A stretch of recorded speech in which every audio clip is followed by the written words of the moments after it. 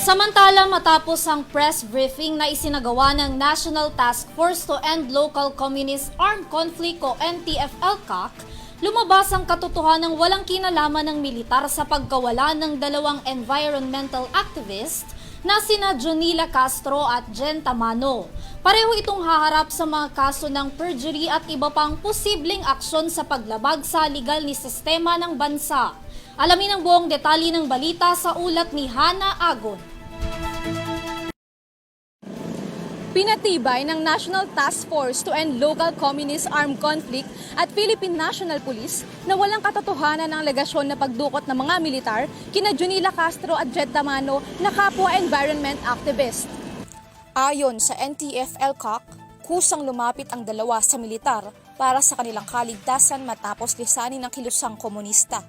Nitong Huwebes, naglabas ang task force ng mga video at larawan ng kanilang pag-amin sa pagkakaroon ng koneksyon sa New People's Army or NPA habang nasa kustodya ng pamahalaan. Sinabi ni Castro sa isang press briefing na isinagawa ng task force, naging bahagi raw siya ng Dino Blast Command ng NPA ng 4 na taon at nakasama siya sa isang engkwentro sa lalawigan ng Bataan noong 2021. Ayos ka-conduct ng social investigation. Nakikita sa iyo ulit. Na-encounter na. Saan? Bataan. Kailan? 2021. Ang kasote? Sa kabilang banda, isinalaysay naman ni Tamano na siya'y bahagi ng Organisasyong Kabataang Makabayan sa loob ng 3 buwan at nagsilbi siyang semi-legal cadre.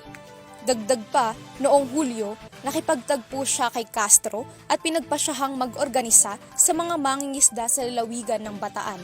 Ayon sa task force, sinabi ng dalawang aktivista sa kanilang affidavit noong September 12 na isinsuko nila ang kanilang sarili sa mga otoridad dahil sa pangungulila sa kanilang pamilya at pangamba sa kanilang kaligtasan, resulta ng kanilang pagnais na umalis sa kilusang komunista.